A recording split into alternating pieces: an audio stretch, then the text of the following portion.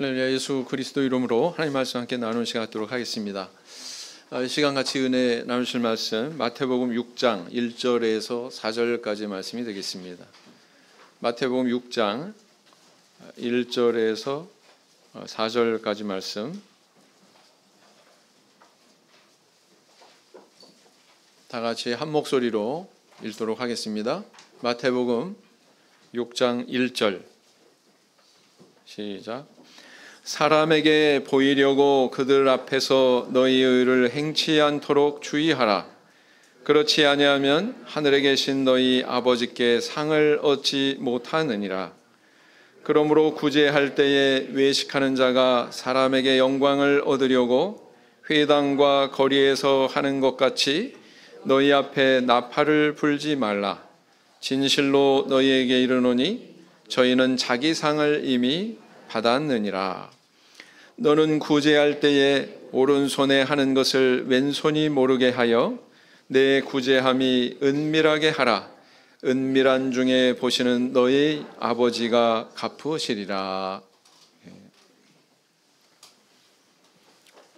스티븐슨이라고 하는 작가가 쓴 소설이 있습니다. 지킬 박사와 하이드 씨. 우리 학생반 다 한 번쯤 읽어보셨죠? 이 소설의 내용은 이러한데요. 한 마을에 천사 같은 마음을 가진 지킬 박사와 아주 난폭한 그런 성품을 가진 하이드 씨가 살고 있었습니다. 그런데 언제부턴가 이 밤마다 이 마을에 무서운 범죄가 일어나기 시작하는데 그 범죄는 살인, 방화, 절도, 유괴 이런 아주 강력한 그런 범죄 사건들이었죠. 경찰은 이제 범인을 잡으려고 호시탐탐 그렇게 살펴보는 가운데 어느 날 다시 또 불행한 한 사건이 일어납니다. 칼경이라고 하는 아주 유명한 인물이 지팡이에 맞아가지고 숨지는 그런 살해 사건이 발생하게 되죠. 그래서 이제 경찰은 이 범행의 도구로 사용이 된 이 지팡이를 단서로 용의자를 추적하게 되고 그 추적한 결과 지팡이 임자가 바로 지킬 박사라는 것을 알게 됩니다. 그래서 이 박사의 집 문을 부수고 안으로 들어갔더니 아니 이게 웬일입니까? 지킬 박사의 옷을 입은 하이드 씨가 그 자리에 자살해서 죽어 있더라는 것이죠. 결국은 뭐예요? 결론은 천사 같은 그 지킬 박사와 악마 같은 그 하이드 씨는 사실은 동일인이었다라는 것입니다. 다른 두 사람이 아니고 바로 한 사람이었다는 것이죠. 이 소설 이야기가 세인들에게 이렇게 찬사를 받는 이유는 무엇일까요? 그 이유는 바로 한 인간의 내면에 이렇게 선한 모습과 악한 모습이 공존하고 있다고 하는 이 사실을 잘 지적했기 때문이다라는 것입니다. 우리 성도님들은 TV 같은 데서 드라마 이런 거 보시면 저는 그런 거 잘 안 봅니다. 근데 적당히 보셔야죠. 아주 극단적으로 선한 사람을 선하게만 계속 묘사하고 아주 극단적으로 악한 사람은 또 계속 악하게만 이렇게 묘사하는 경우가 있는데 사실은 그렇지 않다는 것입니다. 사실은 그렇지 않고요. 모든 사람은 다 그 누구나 영혼 안에 지킬 박사 같은 이런 선한 모습도 있고 동시에 이 하이드 씨 같은 그런 악한 모습도 정도의 차이는 있지만 다 감춰져 있다라는 것이 우리의 현실이라는 것입니다. 이거는 하나님 믿는 사람이나 믿지 않는 사람이나 다 마찬가지라는 거예요. 다만 불신자들은 세상 사람들 앞에 이렇게 살아가면서 그런 자신의 악함을 감춰요. 그리고 치장합니다. 그리고는 선한 모습만 자기가 부각시켜서 세상 사람들로부터 이렇게 인정과 칭찬을 받으려고 합니다. 그런 욕구가 크거든요. 왜냐하면 그래야 자신이 꽤 괜찮은 존재라고 스스로 위로받을 수 있기 때문이죠. 그러나 하나님 믿는 성도는 그렇지 않아야 됩니다. 또 그렇지 않습니다. 오히려 자기의 연약한 모습을 성찰하고 그것을 발견해서 하나님 앞에 점점 변화해가는 그런 노력이 있어야 되거든요. 그리고 그 노력을 통해서 실제로 변화하는 은혜가 있게 된다는 것입니다. 바로 이런 점에서 신앙인과 비신앙인의 차이가 있다, 이렇게 볼 수가 있습니다. 바울 사도는 일찍이 로마서에서 신앙인 안에 있게 되는 이런 고민에 대해서 이렇게 기록을 하고 있죠. 로마서 7장 25절에서 8장 2절까지 말씀을 보시겠습니다. 로마서 7장 25절에서 8장 2절까지 말씀을 살펴보시겠습니다. 로마서 7장 25절에서 8장 2절 같이 읽겠습니다. 7장 25절 시작. 우리 주 예수 그리스도로 말미암아 하나님께 감사하리로다. 그런즉 내 자신이 마음으로는 하나님의 법을, 육신으로는 죄의 법을 섬기노라. 1절. 그러므로 이제 그리스도 예수 안에 있는 자에게는 결코 정죄함이 없나니 이는 그리스도 예수 안에 있는 생명의 성령의 법이 죄와 사망의 법에서 너를 해방하였음이라. 성도님들 좀 여기 읽으시면서 뭘 느끼세요? 25절에서는 분명히 어찌 보면 모순되고 어찌 보면은 막 번뇌하는 갈등이 되는 그런 인간의 현실에 대해서 이야기하면서 8장 1절에서는 그런 모든 것에서 생명의 성령의 법이 해방시켰다. 죄와 사망의 법에서 우리를 해방시켰다. 이렇게 선언하고 있거든요. 그래서 성도는 바로 어떤 존재냐, 이런 모순과 위선으로 가득 찬 자기 모습을 발견하면서 그것을 또 하나님 앞에 고백하고 뉘우치고 변화되면서 그렇게 나아갈 수 있는 그런 은혜를 우리에게 언급을 하고 있거든요. 그래서 그런 과정을 통해서 우리는 보다 더 나은 모습의 사람으로, 신앙인의 모습으로 신앙의 길을 걸어가야 된다라는 것입니다. 천국에 이르기까지. 우리는 어떻게 그런 신앙의 길을 가고 있습니까? 아니면 세상 사람들과 별다르지 않게 살아가고 있는지요? 오늘은 이 산상보훈 가운데 구제에 대한 이 교훈의 말씀을 통해서 우리가 신앙인으로서 하나님께 나타내야 되는 참 경건의 길이 어떠한 것인지 함께 생각하고 은혜를 나눠보고자 합니다. 자, 산상보훈의 내용은 5장부터 7장까지 이렇게 구성이 되어 있는데 우리는 5장의 내용을 살펴봤습니다. 5장의 내용이 어떤 것이었죠? 그것은 바로 율법에 대한 새로운 정의, 새로운 해석에 대한 내용이었습니다. 그때 당시 유대인들이 가지고 있었던 율법에 대한 그릇된 인식, 그릇된 해석, 이것을 예수님께서 바로 잡아주신 것이죠. 그런데 이제 6장부터는 조금 주제가 달라지고 있습니다. 뭐냐? 6장은 실천에 대한 내용을 담고 있다. 5장까지의 주제가 율법에 대한 바른 이해를 세우는 것이었다고 할 것 같으면 6장부터는 바로 그 바른 율법에 입각한 바른 신앙생활, 실천의 모습, 이것을 다루고 있다고 볼 수가 있습니다. 그래서 간단히 얘기하면 5장은 이론이고요, 6장, 7장은 실천을 다루고 있다, 이렇게 볼 수가 있다는 것이죠. 그래서 이제 마태는 이 산상보훈의 말씀 안에서 가장 먼저 이 실천에 대한 내용 가운데에 유대인들이 중요하게 여기는 경건생활 3가지를 다루고 있습니다. 그게 바로 뭐냐면은 오늘 본문에 나와 있는 대로 구제고, 그 다음에 기도고, 금식입니다. 이렇게 구제와 기도와 금식은 유대인들이 하나님 앞에 나타내야 되는 굉장히 중요한 경건생활의 3가지 요소로 알고 있었거든요. 그래서 이제 이 3가지 중에 오늘은 이 첫 번째로 구제에 대한 교훈의 말씀을 주고 있다라는 것입니다. 자, 그러면 구제란 무엇입니까? 구제는 넉넉한 어떤 사람이 불우한 다른 이웃을 불쌍히 여겨서 자선을 베푸는 행위를 일컬어서 뭐라고 그래요? 구제라고 합니다. 우리 교회 안에도 특별한 목적으로 헌금이 이루어지고 있고 또 그 헌금이 기금으로 쌓이고 있고 그렇습니다. 그렇죠? 뭐 이웃사랑 헌금, 때로는 뭐 구제 헌금 그렇게 명명하지 않습니까? 네. 그런데 예수님께서는 이 구제에 대해서 이렇게 해야지 저렇게 행하면 안 된다라고 교훈하시고 있다는 사실이에요. 구제 자체가 좋은 뜻이고 그것을 행하는 것만으로 충분할 것 같은데 예수님께서는 여기에 대해서 이런 말씀을 하셨다는 사실입니다. 자, 예수님께서 이렇게 구제에 대해서 교훈을 주고 계시다고 하는 것은 우리에게 무엇을 시사하고 있습니까? 예수님 당시 유대 사회는 율법에 대한 이해에도 문제가 있었지만 경건 생활의 실천의 영역에서도 문제가 있었다는 것을 가르쳐주고 있습니다.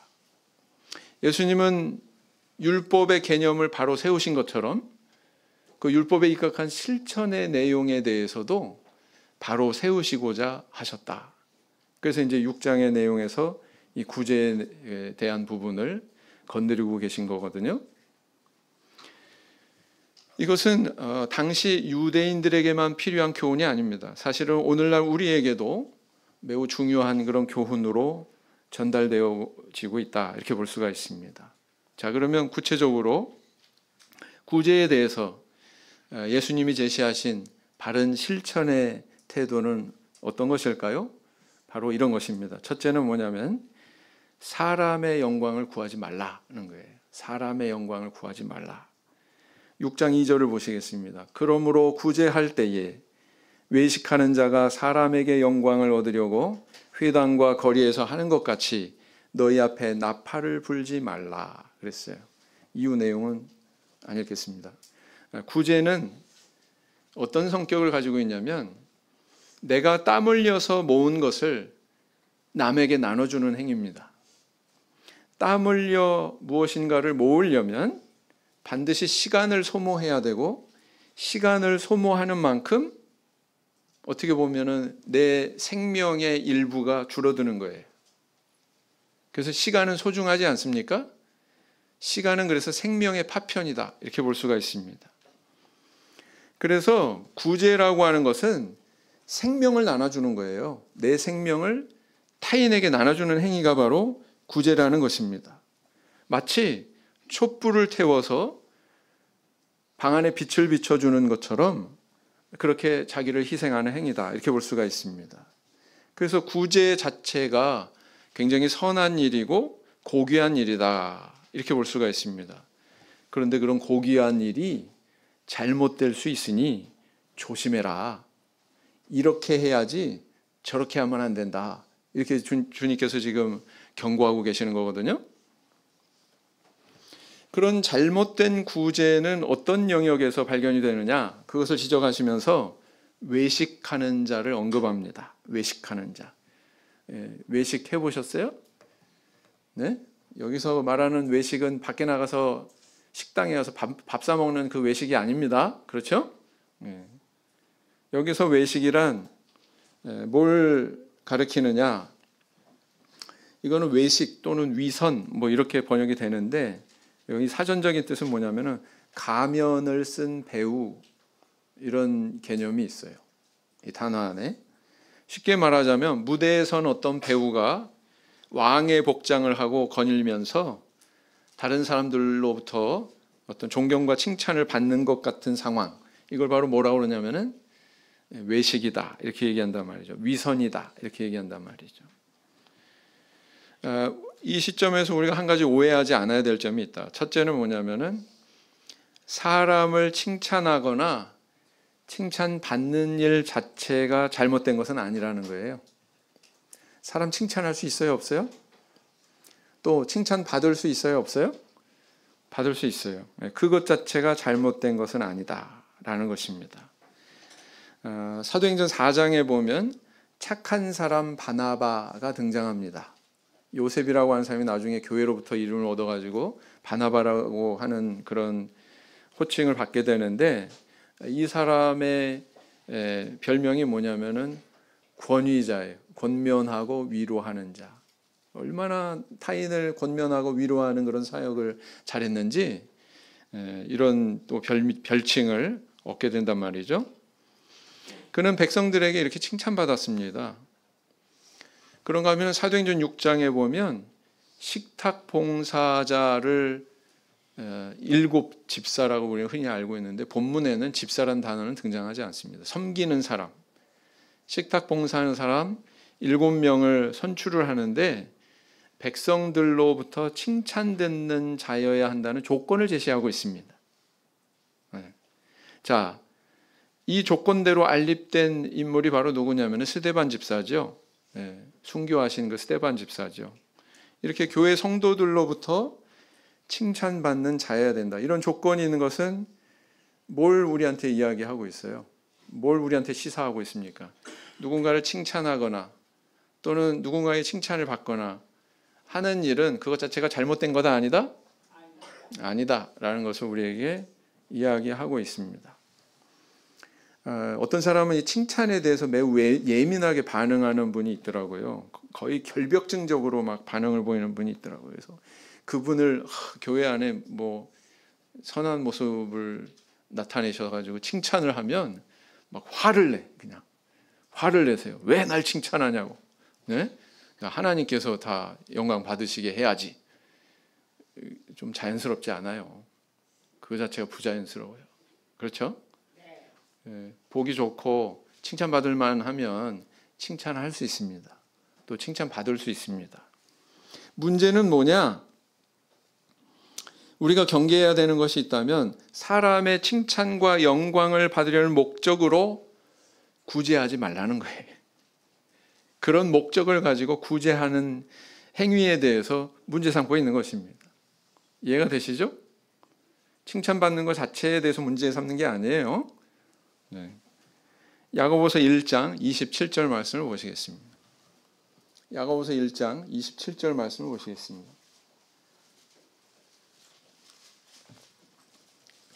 야고보서 1장 27절 말씀.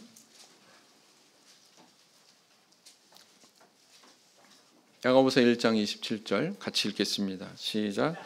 하나님 아버지 앞에서 정결하고 더러움이 없는 경건은 곧 고아와 과부를 그 환난 중에 돌아보고 또 자기를 지켜 새 속에 물들지 아니하는 이것이니라 그랬어요.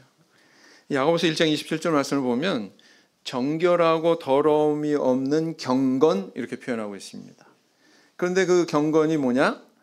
고아와 과부를 환난 중에 돌아보는 것, 그리고 한 가지 더해서 새 속에 물들지 않는 것, 이렇게 이야기하고 있습니다. 새 속에 물들지 않는 것, 이건 좀 이해가 가는데 하나님 앞에 정말 정결하고 더러움이 없는 경건이 뭐냐? 먼저 언급된 바와 같이 고아와 과부를 환난 중에 돌아보는 것, 이렇게 이야기하고 있다는 거예요. 이게 뭘까요? 고아와 과부를 환난 중에 돌아보는 것, 그냥 이렇게 고개 돌려서 돌아보는 걸 얘기하는 걸까요? 그게 아니죠. 도와주는 거, 다시 말하면 구제하는 거. 그것이 무엇이라는 거예요? 그게 바로 하나님 앞에 나타나는 경건이라는 거예요. 다시 말하면 예배의 연장선상에 있다는 거예요. 예배의 연장선상에 있다는 것입니다. 하나님께 예배드리는 마음으로 그 고아와 과부를 돌아봐야 된다. 이런 뜻이기도 한 것입니다. 맞죠? 네. 그것은 곧 구제의 대상은 사람이지만 구제에 실천하는 정신은 그것은 하나님께 예배드리는 마음으로 이루어져야 된다는 것을 우리에게 가르쳐주고 있는 것입니다. 하나님께 예배드리는 사람이 뭐 사람을 주목하거나 그럴 여지가 있어요?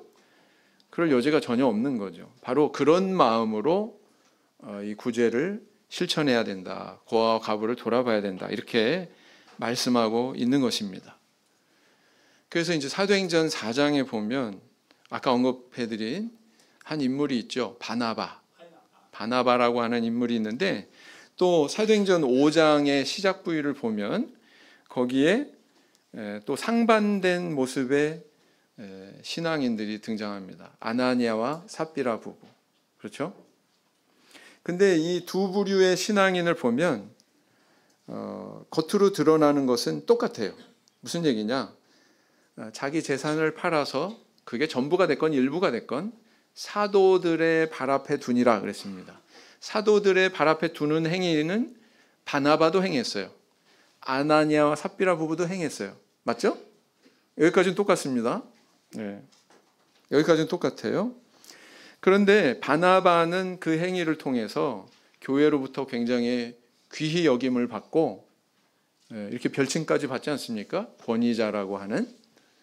그런데 아나니아 삽비라 부부는 어떻게 됐어요? 사도들의 발 앞에 두는 그 행위를 통해서 이 부부는 저주를 받습니다. 왜요? 도대체 이 아나니아 삽비라 부부의 마음속에는 뭐가 있었길래 겉으로 드러난 행위는 똑같았어요. 그런데 그 안에 감춰진 동기는 달랐습니다. 어떤 동기에서 이런 행동을 했을까요? 자기 재산의 일부는 감췄습니다. 그리고 이게 전부입니다. 이렇게 거짓말하지 않습니까? 그 목적이 뭐였을까요? 여러분 오해하지 말아야 될 것은 거짓말 한 번 했다고 이렇게 죽임당했다. 그게 아니에요. 여기에 핵심은 뭐냐면 바나바와 대조를 해야 답이 나옵니다. 아나니아 삽비라 부부 마음속에는 우리도 저 바나바처럼 교회에서 지도자적인 위치, 존경받는 위치, 명예를 얻는 위치에 가야 되겠다. 그런 욕망이 있어요, 없어요? 이 부부에게. 하나님께서는 그걸 막으신 거예요. 하나님께서는. 만약에 그런 이 부부의 의도를 그냥 방관하고 용납했다면 어떤 일이 벌어질까요? 아마 초대교회는 거짓과 위선으로 가득한 그런 세속 집단이 되었을 겁니다. 그런 사람들, 유유상종이라고 하는 말이 있잖아요. 그런 사람 곁에는 또 비슷한 사람이 모이게 돼 있습니다. 그래서 아나니아 삽비라 부부와 같은 사람들이 많아지고 교회는 더 이상 정기를 잃어버렸을 거예요. 성령의 역사도 멈췄을 것이고 더 이상 교회가 역동적으로 이렇게 성장하지 못했을 거예요. 그런 위기 상황을 우리 하나님께서는 주권적으로 역사하셔가지고 이렇게 심판하셨던 것입니다.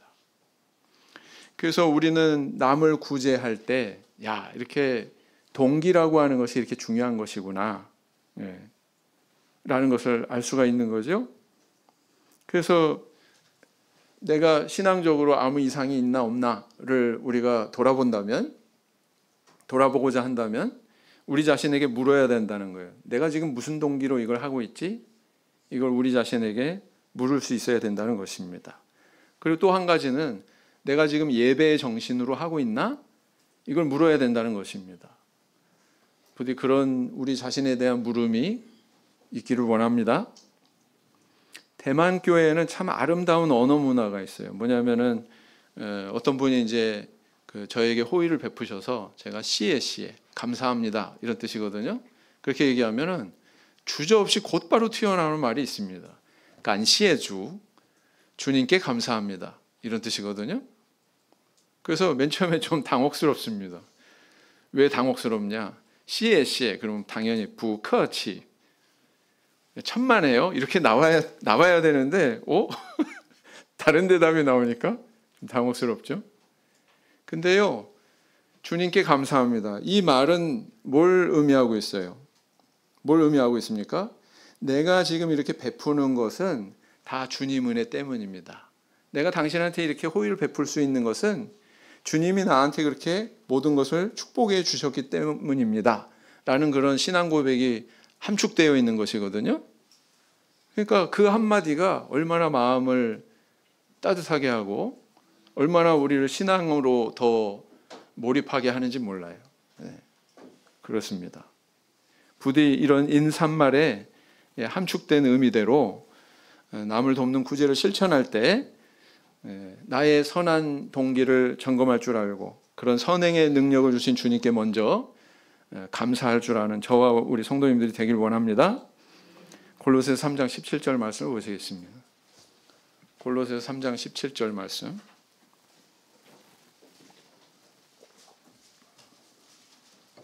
골로새서 3장 17절 골로새서 3장 17절 말씀 같이 읽겠습니다. 골로새서 3장 17절. 골로새서 3장 17절 같이 읽겠습니다. 시작. 또 무엇을 하든지 말에나 일에나 다 주 예수의 이름으로 하고 그를 힘입어 하나님 아버지께 감사하라 했어요. 자, 두 번째 교훈은 뭐예요? 두 번째 교훈은 자기의 공로에 대해서 잊어버려라 라는 것입니다. 자기 공로에 대해서 잊어버려라. 마태복음 6장 3절에 다시 돌아가셔서 보시면 너는 구제할 때에 오른손에 하는 것을 왼손이 모르게 하여 그랬습니다. 예수님 당시에 사람들 사이에 어떤 문화가 있었어요. 그건 바로 뭐냐면 후견인 제도인데요. 후견인 제도가 뭐냐면은 부자인 사람이 가난한 사람을 구제하게 되면 그 가난한 사람은 부자의 피후견인이 됩니다. 부자는 뭐라고 그러냐면은 후견인이라고 그러고 혜택을 받는 가난한 자는 피후견인. 이렇게 관계를 맺어주는 거예요. 만약에 후견인이 피후견인에게 이렇게 음식을 제공하고 호의를 베풀고 그러면은 피후견인, 다시 말하면 가난한 사람은 어떻게 행동하냐면은 그 부자를 남들 앞에서 드러내놓고 칭찬하고 그 사람의 명예를 높여주는 것이 그게 관행이었어요. 그게 사회 속에서 일반적인 그런 풍습이었습니다. 소위 기브 앤 테이크 뭐 그런 이야기도 있잖아요. 그게 일반적이었습니다. 그런데 그런 것이 일반화되어 있는 사회 앞에서 예수님께서는 뭐라고 자신의 백성들에게 교훈하고 있냐면은 오른손이 하는 것을 왼손이 모르게 하라. 남들은 막 나팔 불어주고 막 띄워주고 비행기 태운다고 그러잖아요. 그렇게 하고 있는데 그것을 그냥 묻어버려라. 비밀리에 해라. 예수님께서 이런 말씀을 주셨다는 거예요. 여러분, 이 이야기를 들었을 때 사람들의 마음속에 어떤 생각이 일어났을까요? 한번 상상을 해보시기 바랍니다. 아마 굉장히 이 예수님의 말씀이 이상하다고 여겨지는 사람도 있었을 거예요. 세상 이치에 대해서 아주 매우 어리석게 그렇게 우리한테 교훈을 준다고 그렇게 느끼는 사람도 있었을 거예요. 지금이 어떤 세상인데 기브 앤 테이크지. 뭐 이런 태도로 임하는 사람도 있지 않았겠습니까? 예수님이 그런데 이렇게 말씀하셨다는 거예요. 구제를 하되 은밀하게 해라. 너 자신이 드러나지 않게 해라. 왜 이렇게 교훈하고 계실까요? 그 이유는 사실은 굉장히 사려 깊은 그런 이유 때문에 이렇게 말씀하시는 거다. 이렇게 볼 수가 있습니다. 첫 번째 이유는 뭘까요? 내가 선행을 베푼다고 할 때 이것을 보고서 시기하는 사람이 있을 수 있기 때문입니다. 사촌이 논을 사면 배가 아픈 것이 사람의 악한 본성 중에 하나죠. 그래서 이렇게 타인에게 어떤 상처되는 말을 듣는 것을 경계하라는 뜻으로 이렇게 말씀하고 있구나. 그래서 오른손이 하는 일 왼손이 모르게 해라. 이렇게 이야기할 수 있겠다라는 것이죠. 나 자신이 상처받을 수 있는 상황을 만들지 말라라는 뜻일 수가 있습니다. 그 다음 두 번째는 뭐냐면 이것이 더 큰 이유라고 저는 생각이 되는데 내가 스스로 시험받을 수 있는 상황을 만들지 말라라는 것입니다. 사람은 처음에는 순수한 동기로 시작했더라도 그 동기가 끝까지 지켜지는 것은 또 별개 문제더라고요. 우리 성도님들의 생각은 어떠세요? 처음엔 내가 순수한 동기로 했지만 그 뜻이 중간에 지켜지지 못하고 변질되고 하는 경우가 있어요? 없어요? 있을 수 있어요? 없어요? 있을 수 있다라는 것입니다. 그런 것을 경계해라 라는 것입니다. 왜냐하면 사람은 그만큼 연약한 존재거든요. 처음에는 아무리 그 순수한 그런 동기로 시작했더라도 나중에 내게 주어질 유익에 오히려 더 관심이 돌아갈 수 있는. 그러니까 아예 그런 씨앗을 남기지 마라 지금 이렇게 말씀하고 계시는 거다라는 것입니다. 그러면은 오른손이 하는 일, 왼손이 모르게 하는 구체적인 실천 방법은 뭘까요? 자기를 드러내지 않고 감추어 버리는 구체적인 실천 방법은 바로 이겁니다. 사도행전 4장, 5장에 분명히 힌트가 다 나왔어요. 뭘까요? 사도들의 발 앞에 두니라 그랬죠? 이건 뭘 의미해요? 교회에 헌납했다는 뜻입니다. 그래서 교회 기금으로 귀속이 돼서 교회에서 이 사람의 의도를 대행해 주는 거예요. 그 선한 구제 행위를. 이해가 되세요? 네. 그래서 이게 교회에 헌납해서 교회의 명의로 구제 활동이 이루어지는 것이 사도교회의 모습이었다는 것을 알 수가 있습니다. 교회 이름으로 하면 사람의 이름이 사라집니다. 그리고 순수하게 하나님의 이름, 교회의 이름이 높여질 수 있습니다. 이것이 바로 오른손이 하는 일을 왼손이 모르게 하는 구체적인 모습이다라는 것이죠. 제가 알고 있는 어느 교회 마음씨 좋은 집사님이 계셨어요. 이 집사님께서는 교회 안에 어려운 처지에 있는 분들한테 개인적으로 봉투를 만들어서 건네주곤 했습니다. 참 그 순간만큼은 보기 좋죠? 참 감동적이죠? 야, 나도 저런 삶 살아야 되겠다. 그런 마음이 들 정도로 좋은 일을 실천하는 그런 분이었습니다. 근데 이분이 구제하는 일에는 이렇게 참 좋은 집사님이고 좋은 마음을 가지고 계셨는데 이상하게 직무회의만 열면 전투적으로 바뀌어요. 무슨 얘기인지 아시겠어요? 뭐 언쟁하기도 하고 말이죠. 그 다음에 자기의 어떤 주장을 굉장히 고집스럽게 이야기하고 끝끝내 막 이렇게 끌어가려고 하는 그런 성향이 아주 두드러진 분이었습니다. 근데 이 직무회 일원이었던 한 분이 임원을 맡은 분인데 이분이 과거 집사님에게 도움을 받다 보니까 이 집사님이 뭔가 발언을 하면 저건 아닌데 싶어도 적극적으로 반대했을까요? 못했을까요? 반대 못했어요. 오히려 이분이 하는 말은 무조건 찬성하고 손들어주는 그런 길을 가다 보니까 참 이 직무회의가 제 갈 길 못 가고 휘청거리고 하는 순간도 있더라는 것입니다. 이것이 바로 구제가 잘못 실천될 때 나타날 수 있는 전형적인 부작용이다라는 것입니다. 그럴 수 있겠죠? 실제로 일어난 걸 저는 간증으로 지금 말씀드리는 거예요. 그런가 하면 또 다른 예도 있어요. 어떤 교회에 또 마음씨 좋은 집사님이 계셨어요. 그래서 최근 세례받고 전도된 그 정신지체 장애 신도를 아주 극진히 대해줬습니다. 때로 개인적으로 이렇게 봉투를 만들어가지고 건네주기도 했고요. 그런데 그 과정에서 이 사람이 나쁜 버릇이 생겼어요. 교회에 바라고 툭 하면은 그 교회 단톡방에다가 나 안 도와주면은 일요일 지키는 일반교회로 가버릴 거야 막 협박하기도 하고 그런 일이 있었어요. 자, 이것은 구제하는 사람 입장에서는 선하고 좋은 동기로 줬지만 구제를 받는 사람은 잘못된 자리에 나앉게 된 거죠?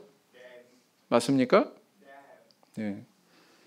만약에 교회를 경유해서 첫 번째 케이스나 두 번째 케이스나 교회를 경유해서라는 의미를 아시겠죠?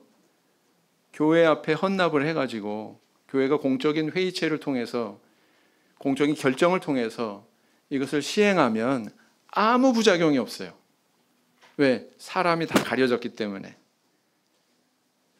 근데 그렇지 않고 자기 개인 이름으로 드러나게 되면 이런 부작용과 폐단이 교회를 어지럽게 할 수 있다는 것입니다. 결론은 뭐예요? 구제 자체는 좋은 뜻이고 좋은 실천의 어떤 그런 모범을 보이자고 하는 그런 애초의 동기와는 달리 결과가 엉뚱하게 이루어질 수도 있다 없다? 있다는 것을 우리한테 보여주는 사례들이죠? 그렇습니다. 그래서 사람이 가려져야 된다는 거예요. 교회가 부각이 되어야 된다는 거예요. 하나님의 이름이 부각이 되어야 된다라는 것입니다. 부디 구제할 때 자신의 이름을 가리고 교회를 통해서 구제를 실천할 수 있는, 그래서 구제의 동기도 보호되고 오로지 하나님의 이름만 높여질 수 있는 그런 지혜로운 저와 우리 성도님들이 되시기를 바랍니다. 빌립보서 3장 16절 말씀을 보시겠습니다. 빌립보서 3장 16절.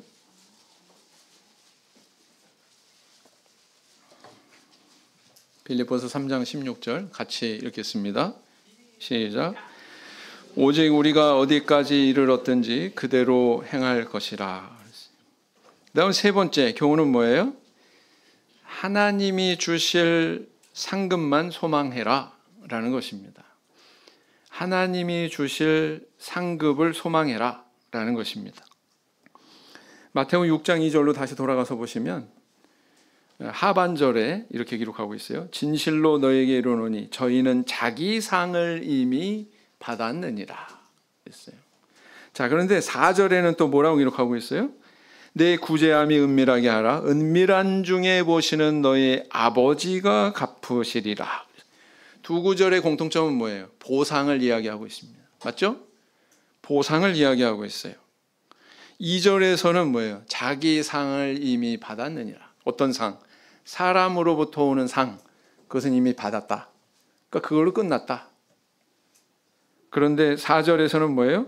너희 아버지가 갚으시리라. 아직 갚아졌어요? 안 갚아졌어요? 안 갚아졌어요. 네. 미래에 갚아질 그것을 소망해라. 이렇게 말씀하고 있습니다.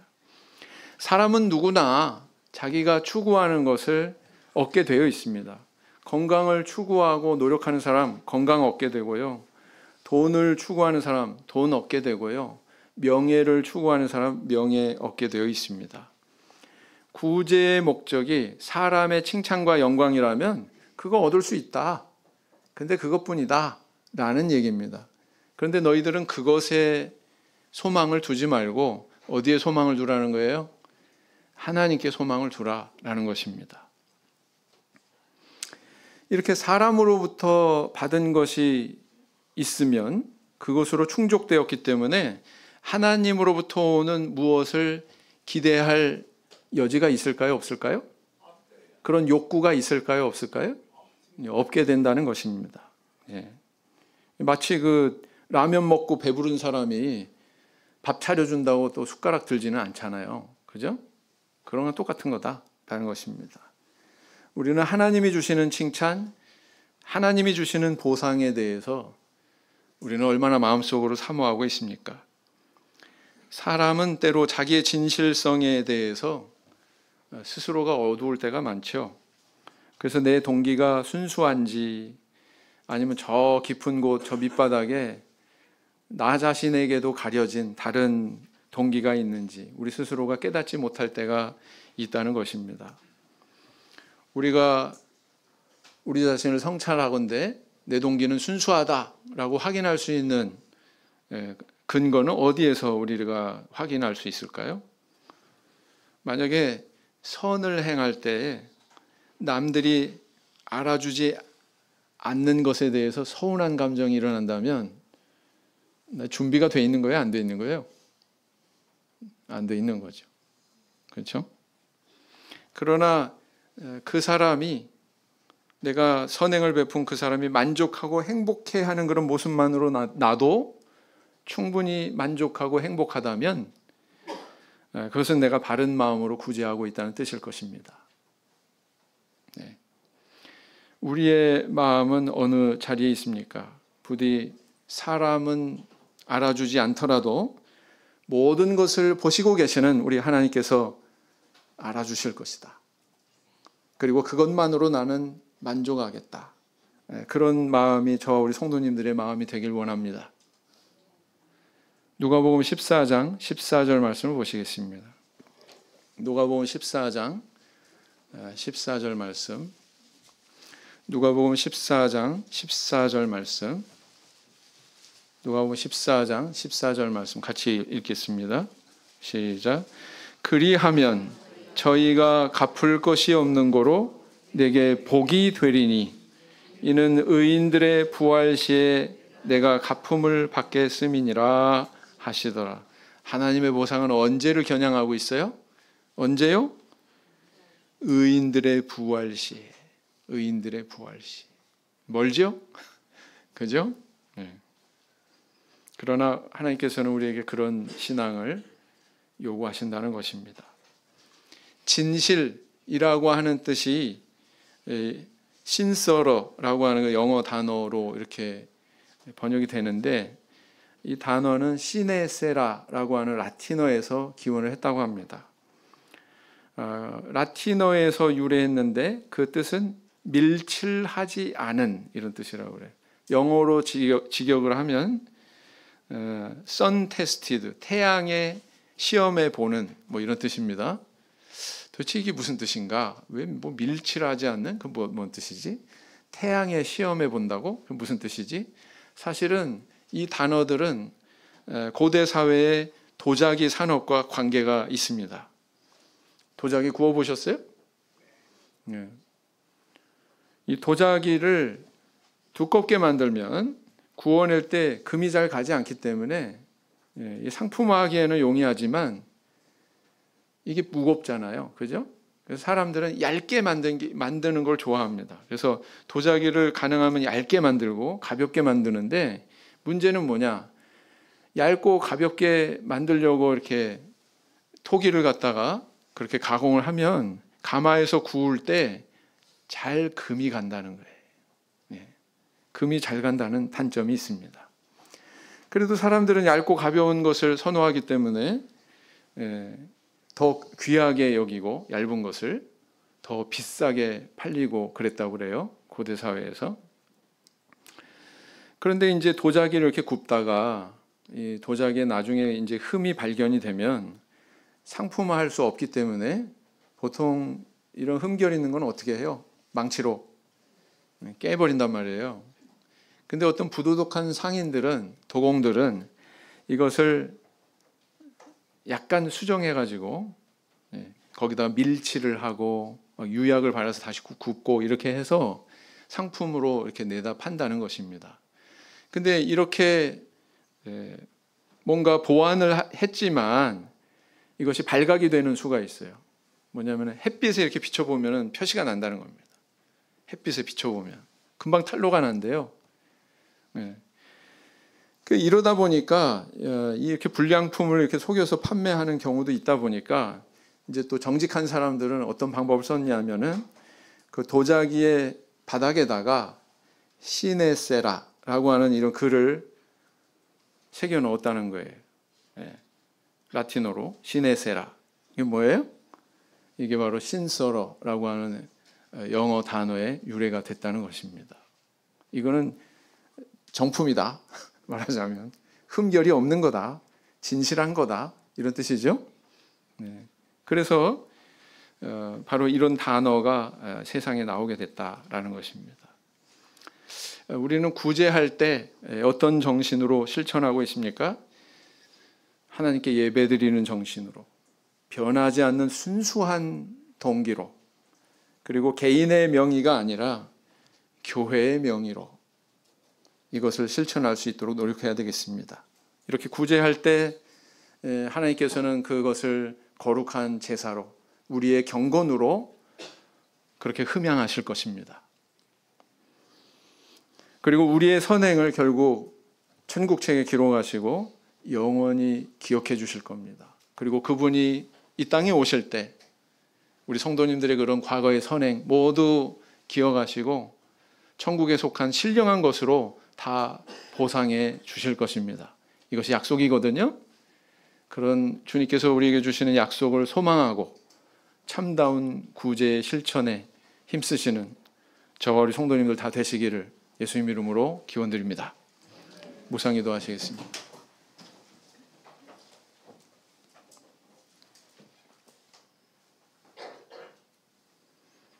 아멘. 찬송 533장 함께 하시겠습니다.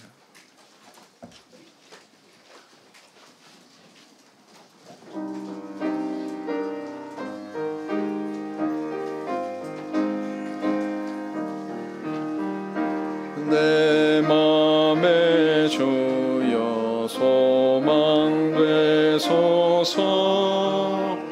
주 없이 모든 일 헛되어라. 밤이나 낮이나 주님 생각 잘 때